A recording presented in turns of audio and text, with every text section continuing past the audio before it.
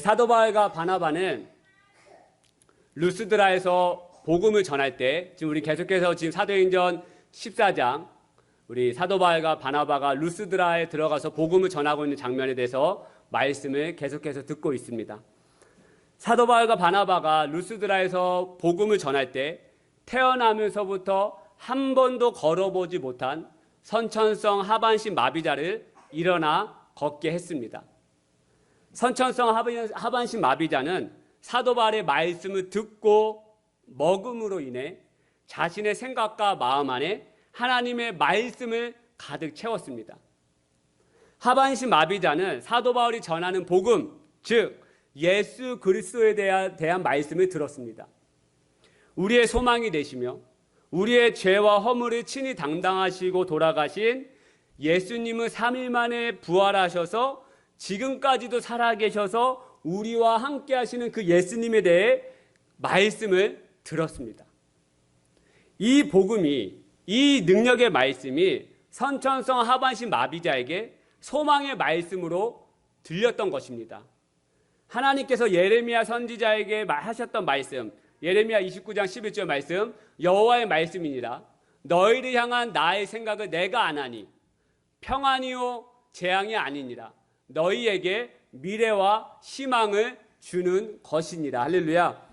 그동안 선천성 하반신 마비자는 자신의 인생을 되돌아보았을 때, 그리고 자신의 삶과 현재의 삶과 그리고 미래의 삶을 생각해 보았을 때 자신의 삶은 재앙이라고 생각하지 않았겠습니까?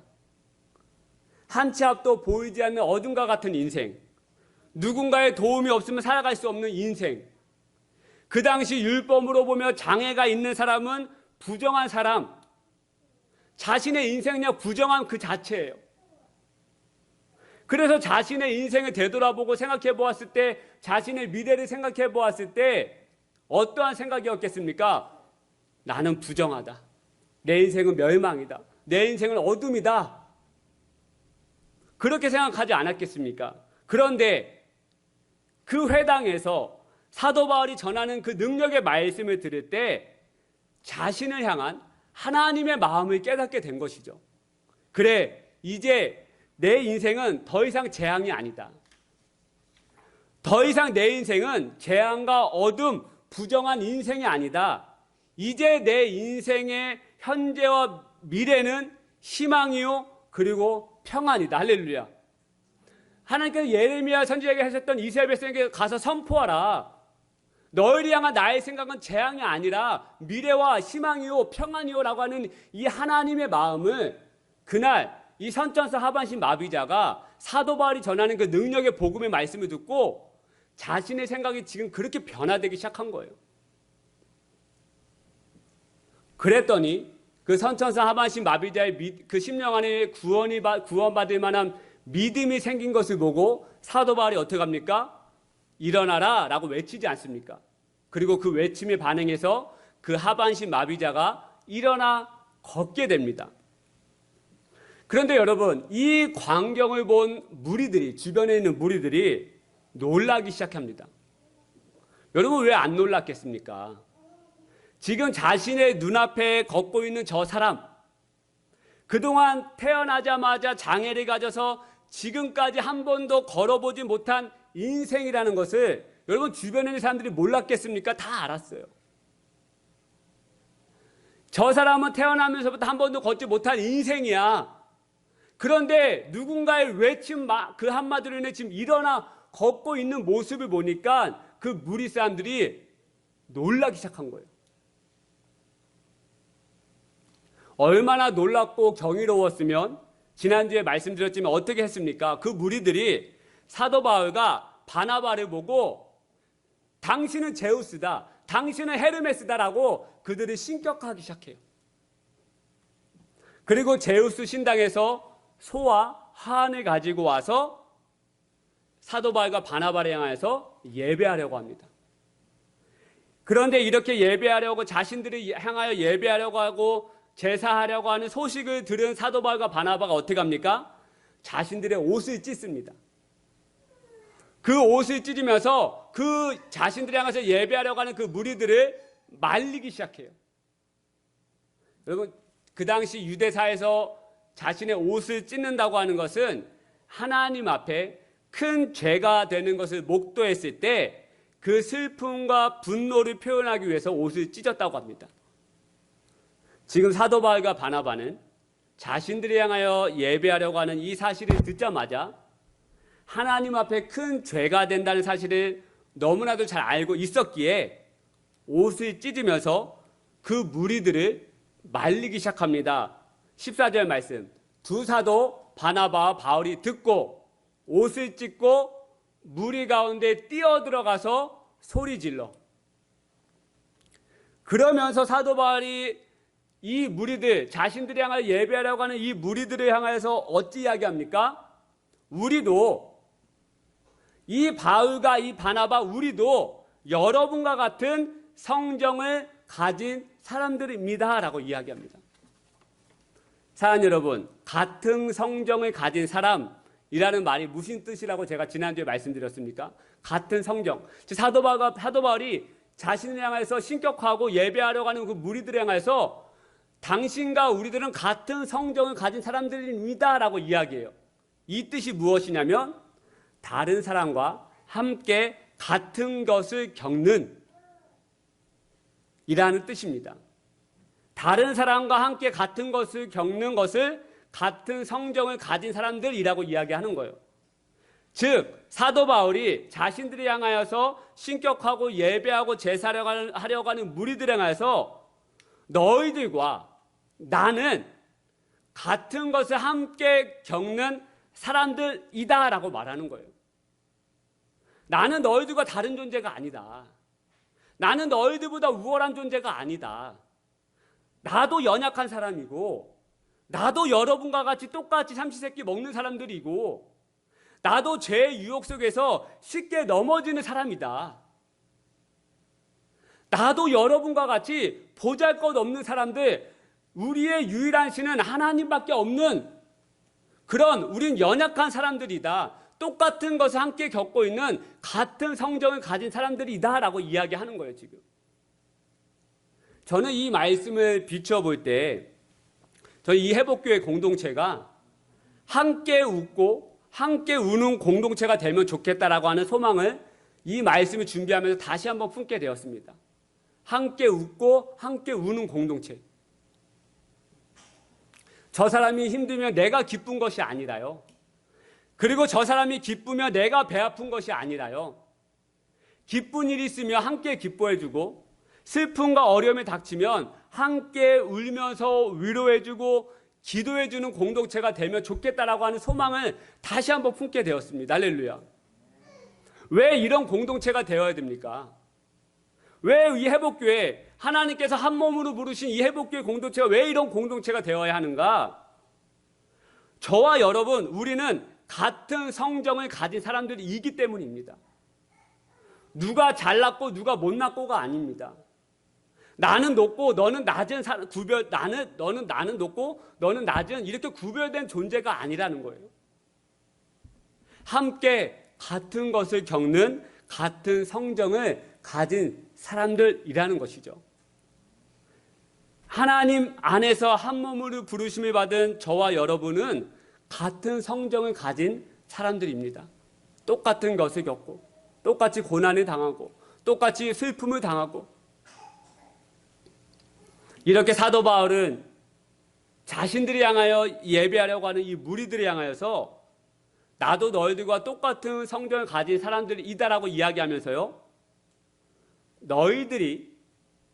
너희들에게 내가 복음을 전한 이유는 너희들이 그동안 행해왔던 헛된 일을 버리게 하기 위해서 내가 너에게 복음을 전한 것이다.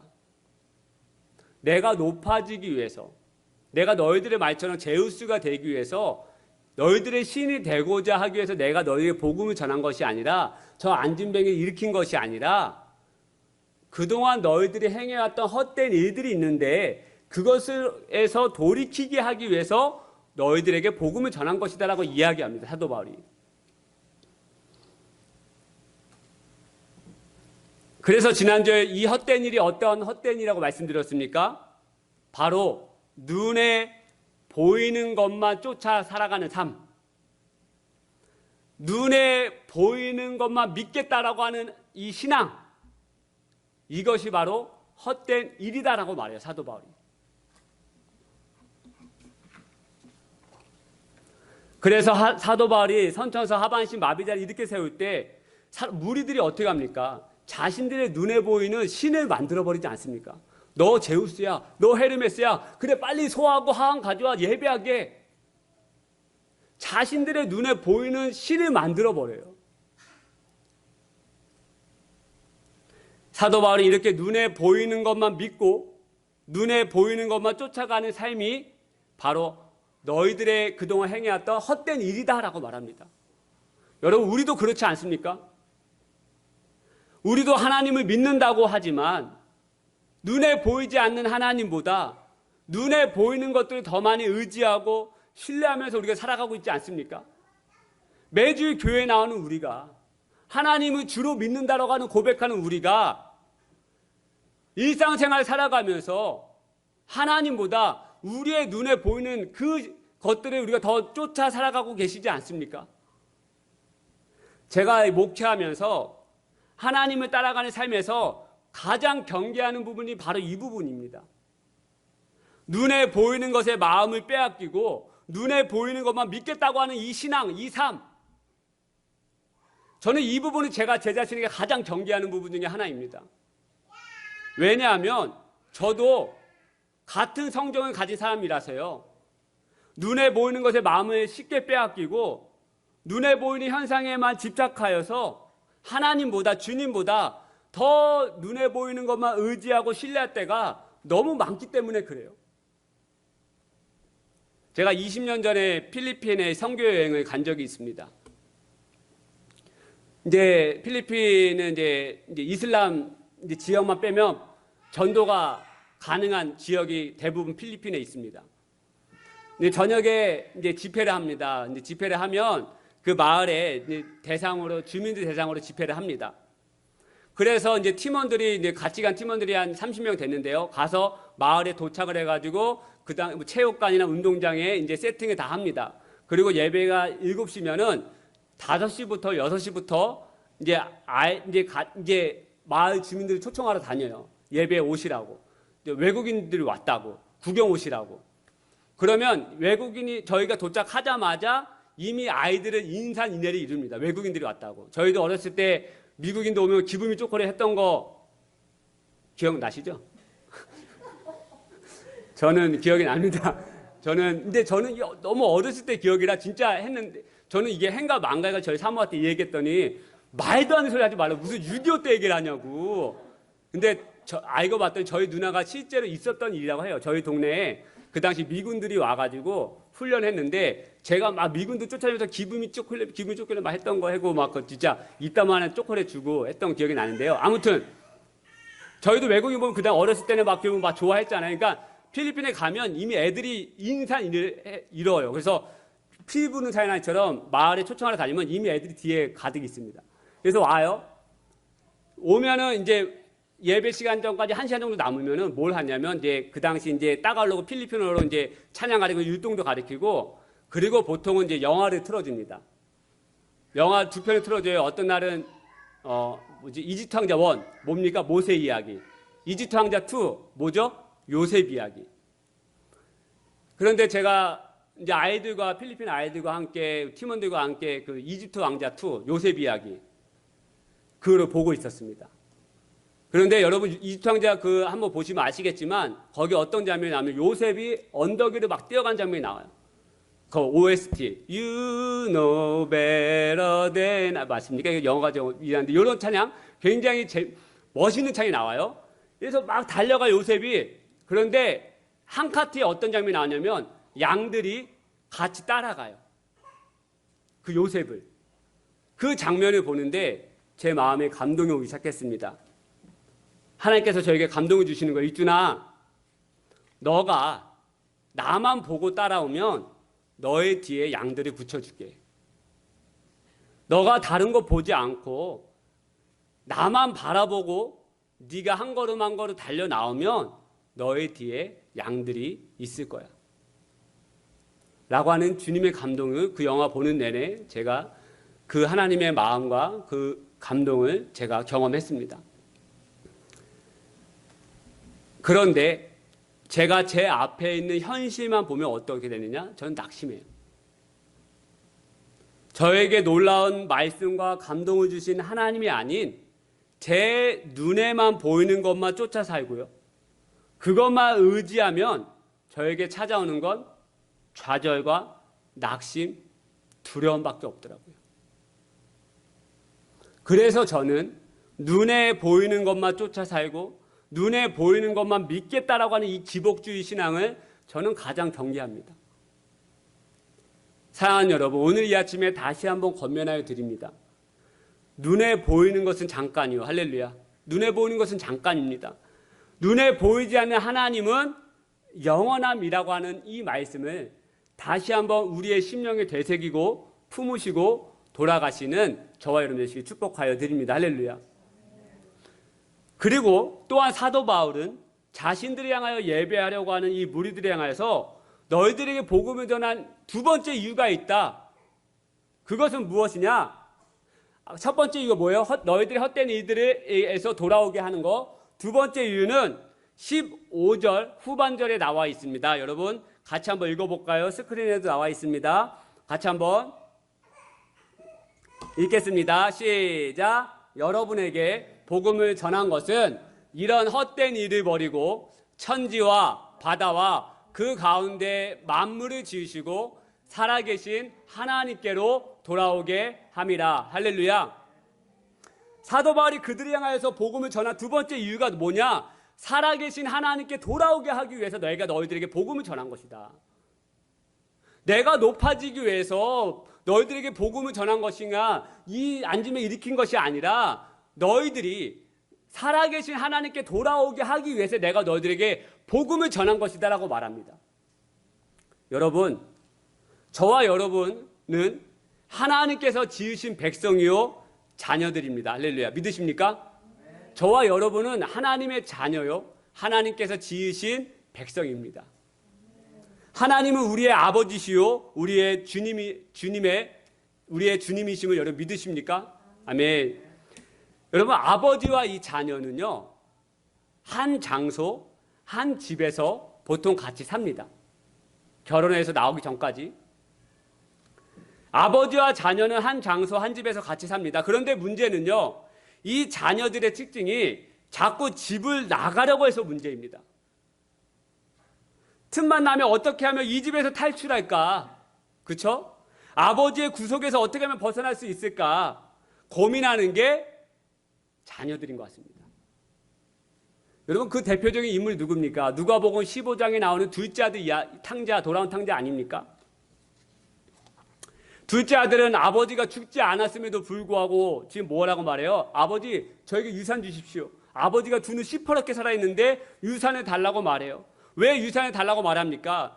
자신의 눈앞에 정정하게 아버지가 살아계신데도 불구하고 왜 지금 돈을 유산을 달라고 하는 것입니까? 집을 나가고 싶어서요.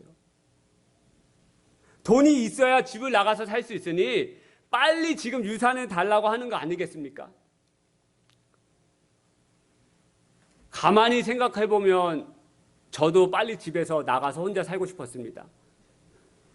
왜냐하면 저는 31살에 결혼했는데요. 결혼하기 전까지 평생 제 집에 제 방이 없었습니다. 여러분, 방 없는 서름을 아십니까? 집에 들어가면 들어갈 데가 없어요. 혼자 몸에 숨길 곳이 없어요. 혼자만의 고독한 시간을 보낼 장소가 없어요.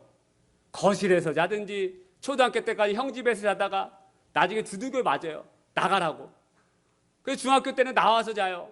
고등학교 뭐 이렇게 해서 했다 보니까 제 방이 결혼하기 전까지 방이 없어요. 그래서 전 늘 집을 나가고 싶었어요.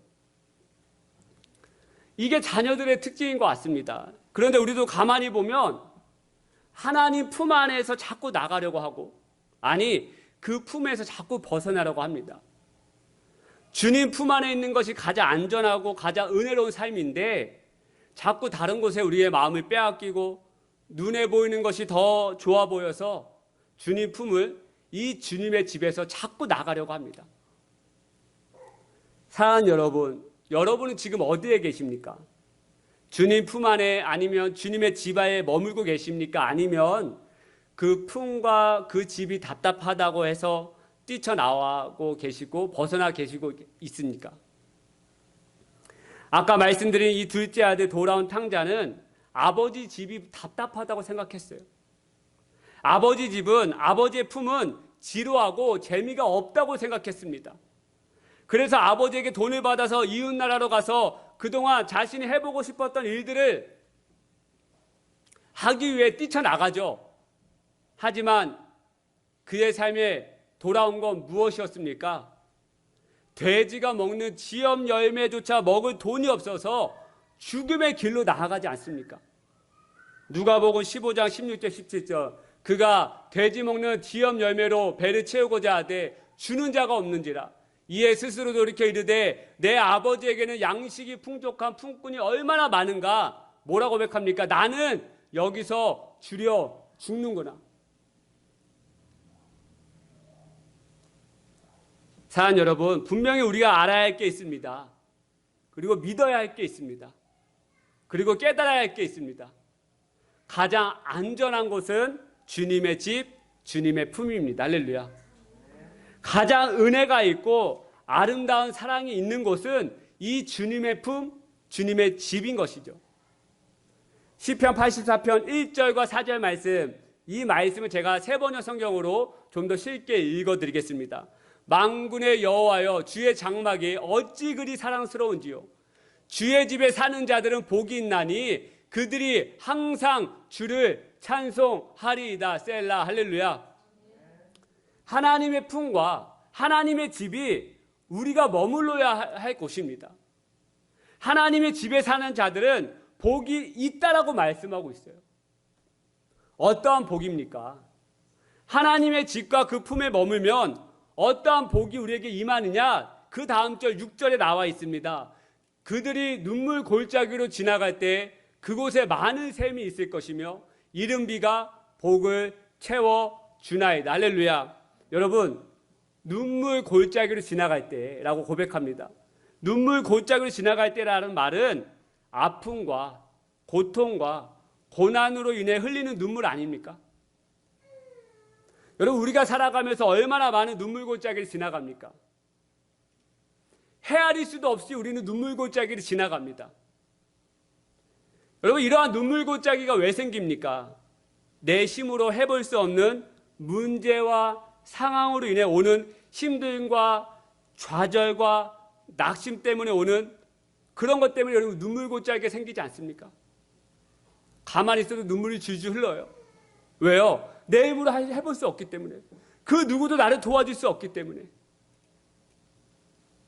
그런데 주님의 품과 주님의 집에 머무는 자들은 이러한 눈물의 골짜기 지나갈 때 하나님께서 그 지나가시는 곳에 많은 샘물이 있게 하시겠다는 거예요. 할렐루야. 많은 샘물이. 주님의 집과 주님의 품에 머무는 자들은 눈물 골짜기를 똑같이 지나가지만 주님의 품에 머무는 사는 자들, 집에 머무는 자들은 그 눈물 골짜기 지나갈 때 많은 샘물을 경험하게 된다는 거예요. 그 샘물을 지나가게 하시면서 그 샘물로 인하여 고통과 좌절, 두려움으로 흘리는 눈물을 씻어주시고 그 영원히 목마르지 않은 그 샘물을 우리에게 먹게 하여서 우리에게 놀라운 위로와 힘을 주시겠다는 것이죠. 할렐루야. 이거 놀라운 은혜 아닙니까? 그 어느 누가 여러분 우리의 고통과 환난, 두려움을 해결해 줄 수 있습니까? 우리가 눈물 골짜기 지나갈 때 내 아내가, 내 남편이 해결해 줄 수 있습니까? 내 가족이, 내 지인이, 내 친구가 해결해 줄 수 있습니까? 그런데 하나님의 집에 머무는 자들은 그 눈물 골짜기 지나갈 때 이른 비를 내리게 하셔서 그 샘물을 많게 하시겠다는 거예요. 하나님의 샘물, 영원히 목마르지 아니하는 샘물, 그 샘물로 그 눈물을 씻어 주시고 해결해 주시겠다는 것입니다. 사랑하는 여러분, 오늘 이 아침에 권면하여 드립니다. 주님의 품에서, 주님의 집에서 나가 계신 분들이 있으시다면 다시 돌아오시기를 축복하여 드립니다. 할렐루야. 다시 돌아오시기를 축복하여 드립니다. 주님의 품으로, 주님의 집으로 다시 한 걸음 내디드셔서 돌아오시기를 권면하여 드리고 축복하여 드립니다. 그렇다면 여러분, 마지막입니다. 구체적으로 우리가 어디로 돌아와야 하는가? 살아계신 하나님께로 돌아오게 함이라 이것 때문에 복음을 전한다고 하는데, 그렇다면 우리가 돌아와야 할 곳은 어디인가? 주님의 집에 돌아가긴 돌아왔는데 가만히 제가 지켜보니까요, 여러분, 집에만 온 사람들이 있다라는 거예요. 집에만 들어와서 그냥 자기 방으로 돌아가 버리는 사람들이 있다라는 것이죠. 여러분, 자녀들이 사춘기가 되면 어떻게 됩니까? 현관문 열어요. 부모님이 앉아 계신데도 부모님 쌩 하고 자기 방으로 들어가 버립니다. 저도 그러고 싶었어요. 그런데 방이 없었어요. 방이 없어서 갈 데가 없었어요. 그러니까 자꾸 나가고 또 친구 집에 가고 친구 집 가서 자고 늘 이런, 그렇게 괜히 교회 가 있고 막 이런 삶을 늘 반복했던 것이죠. 집에는 오긴 와요. 사람들이, 자녀들이 오긴 와요. 그런데 아버지가 거실에 소파에 앉아 있음에도 불구하고 쌩하고 내 방으로 간다는 것이죠. 이런 신앙인들이 너무나 많지 않습니까? 여러분, 그 대표적인 사람이 누구입니까? 아까 누가복음 15장에 나오는 둘째 아들의 형, 첫째 아들이 아닙니까? 첫째 아들은 늘 집에 있었어요. 아버지하고 한 공간에서 살았다니까요. 그런데 아버지와 일절 교제가 없어요. 그러니까 동생이 와서 잔치 베푸니까 화가 나가지고, 왜 나는 아버지 늘 곁에서 아버지가 시키는 일 다 했는데 왜 나를 위해서는 염소 새끼 한 마리도 안 잡냐고 하소연하고 화를 내지 않습니까? 아버지가 뭐라고 말합니까? 내 것이 다 너의 것인데 왜 너는 모르느냐라고 얘기해요. 왜 몰라요? 교제가 없으니까 모르죠. 아버지를 한 번도 마주 앉아서 대화해 본 적이 없으니까 아버지에게 있는 이 축복이 자신에게 오는 축복인지 모르는 거 아니겠습니까? 많은 신앙인들이 주님의 집까지는 와요. 근데 여기서 끝. 그냥 저 갈게요 하고 그냥 끝이에요. 끝. 그래서 여러분, 우리가 돌아와야 할 곳은 아버지의 집을 뛰어넘어서 하나님 아버지 얼굴 앞까지 돌아와야 합니다. 할렐루야. 다시 한번 말씀드리겠습니다. 오늘 이 말씀만 기억하고 돌아가시면 될 것 같습니다. 우리가 돌아와야 할 곳은 주님의 집을 뛰어넘어서 집까지 들어왔으면 아버지 얼굴 앞까지 돌아오셔야 합니다. 하나님께서 모세에게 이스라엘 백성에게 주신 10계명 중 이 계명이 무엇입니까, 여러분? 출애굽기 20장 3절에 나오죠. 우리 제 10계명 중 1계명이. 같이 한번 읽어보겠습니다. 시작. 너는 나 외에는 다른 신들을 내게 두지 말라. 여러분, 모세가 받은 하나님의 10계명 중 가장 1계명이에요. 여러분, 1계명을 받았다라고 하는 의미가 뭡니까? 가장 중요하니까. 하나님이 가장 원하시는 것이니까. 우리들이 가장 지켜야 할 명령이니까. 첫 번째 명령이 바로 하나님이 가장 원하시는 것이기 때문에 1계명으로 준 게 바로 너는 나 외에는 다른 신들을 내게 두지 말라예요. 근데 내게 두지 말라라고 하는 이 말이 개념이 약간 불분명합니다. 두지 말라라고 하는 것이 이렇게 금송아지 우상의 신전을 만들어가지고 내 방에다 두지 말라고 하는 것인가? 아니면 내 마음이나 내 생각 속에 다른 우상을 두지 말라고 하는 것인가? 여러분, 이런 이 10계명 중 1계명의 이 개념이 불분명해요. 근데 이 말이 틀린 말은 아니죠. 두지 말아야 한다. 그런데 이 뜻은 정확한 뜻이 아닙니다. 여기 나 외라는 말이 나오잖아요. 이 말은 히브리어 원어로 보면 알파나이라고 하는 단어를 씁니다. 알파나이. 이 뜻은 내 얼굴 앞에라는 뜻이에요.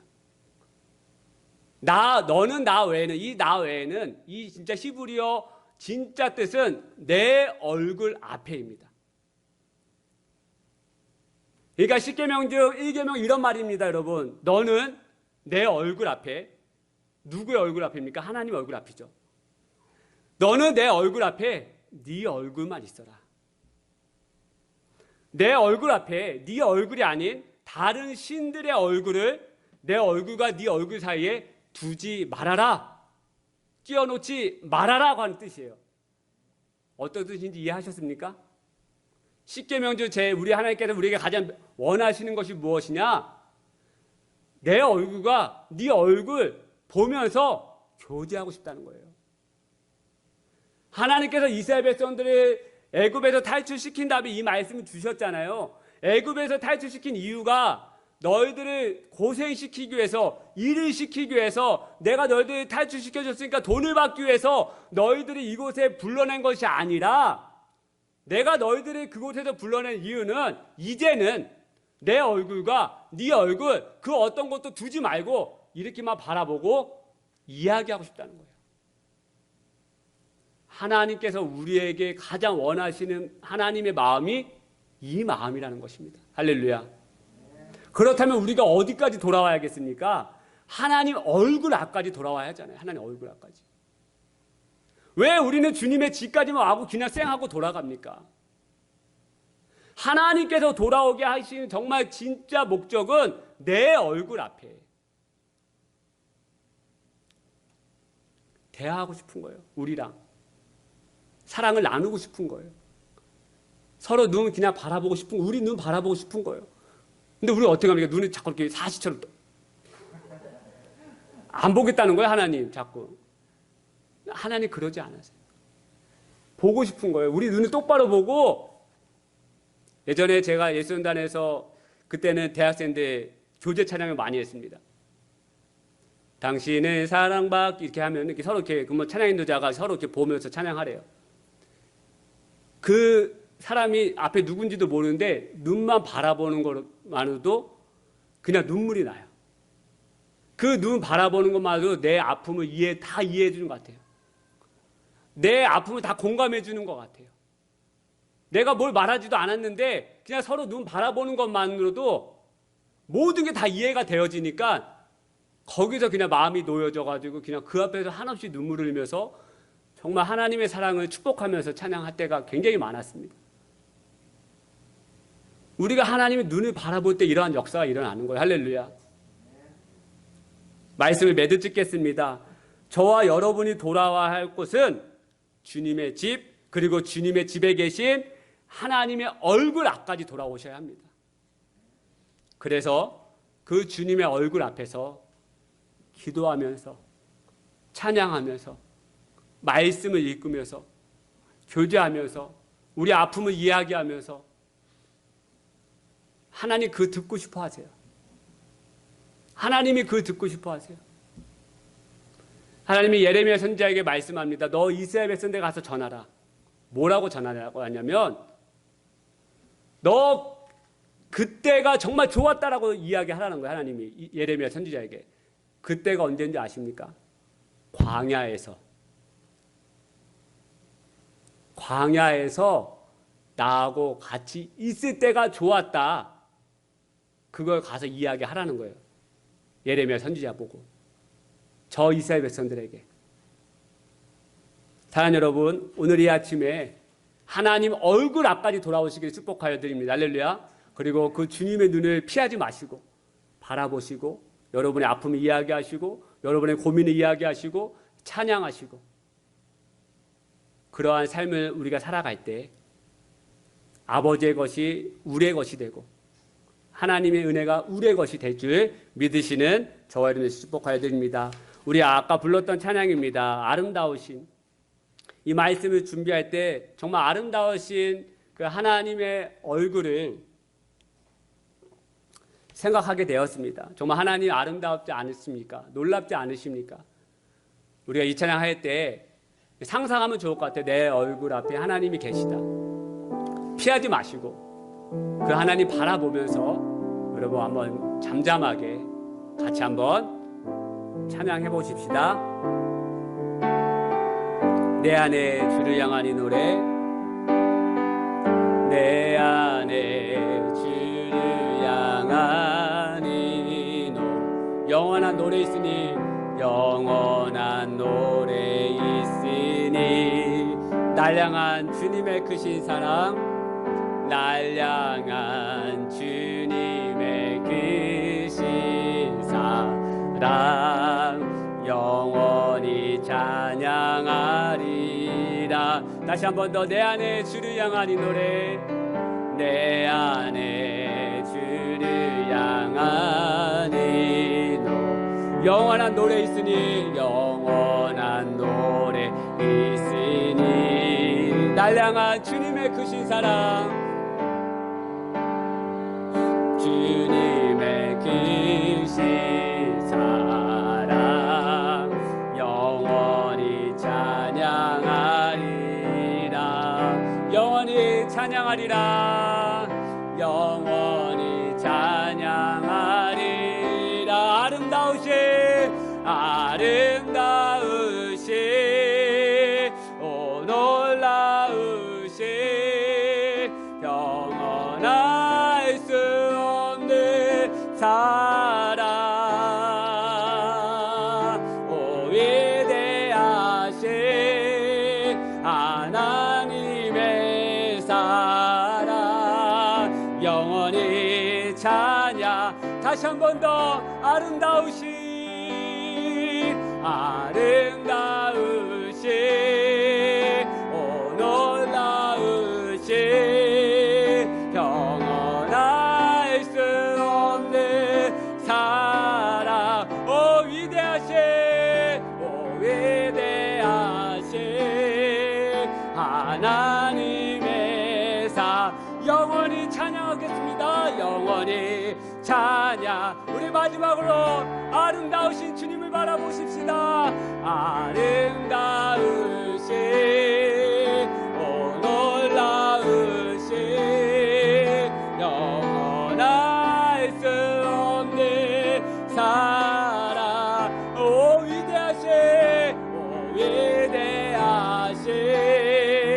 하나님의 사랑 영원히 찬양하리. 우리 한번 눈을 감고 한번 기도하기를 소망하기 원합니다. 여러분 지금 어디에 계십니까? 하나님 품입니까? 하나님의 집 안에 있습니까? 아니면 그 품이 답답하다고, 그 품이 싫다고, 그 품이 재미없다고 혹시 나가 계십니까? 여러분 오늘 이 아침에 여러분에게 설교한 이유는 이것입니다. 하나님, 살아계신 하나님 앞까지 돌아오게 합니다. 여러분 이 시간 기도하실 때 다시 한번 주님께 나아갑니다. 주여, 주님께로 나아가오니 저를 받아주시고 안아주시고 위로하여 주시고 업어주시고 저를 품어주시옵소서. 그래서 제가 해결할 수 없는 모든 문제가 사라지게 하여 주시고 모든 질병이 떠나가게 하여 주시고 모든 아픔이 떠나가게 하여 주시고 하나님 한 분만을 바라보는 믿음의 눈이 열리게 하여 주옵소서라고 이 시간 우리 같이 한번 하나님 앞에 합심하여 기도하기를 소망합니다. 기도하십시다. 하나님 아버지, 오늘 이 아침에 우리가 주님 앞에 다시 한번 한 걸음 나아가기 원합니다.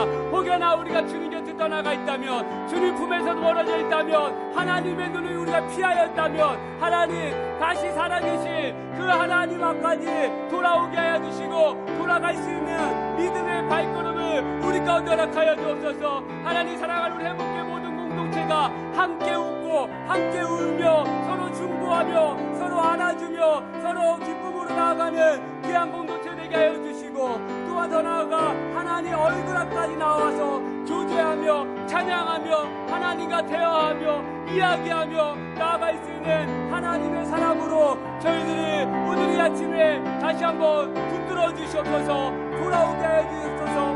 돌아와 살아나는 은혜를 허락하여 주시옵소서. 아버지 하나님, 은혜로 저희들 붙들어 주시고 성령 충만함으로 저희들 역사하여 주시옵소서.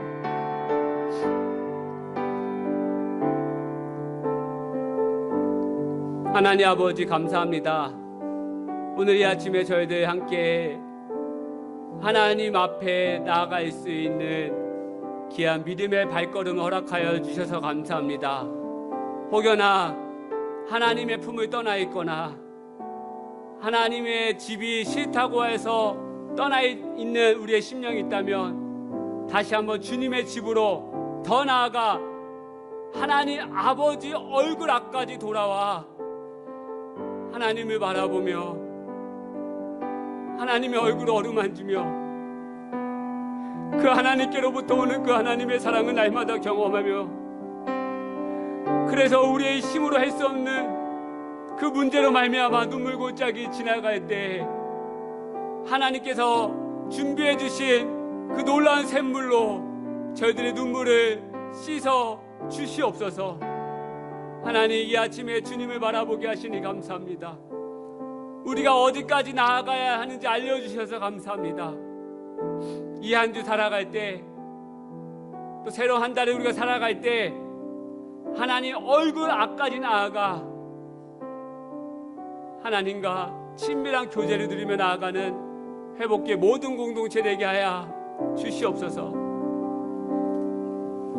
이제는 우리 주 예수 그리스도의 은혜와 하나님 아버지의 다함없는 사랑과 성령님의 감화감도 충만하심의 역사가 이 예배를 드리고 돌아가는 모든 심령들 자녀들 위해 믿음의 마음을 허락하여 주셔서 하나님 얼굴 앞까지 나아가 하나님의 모든 충만한 은혜를 경험하는 모든 자녀들과 심령 되기를 간절히 축원하옵나이다.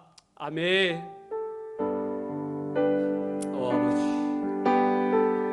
아버지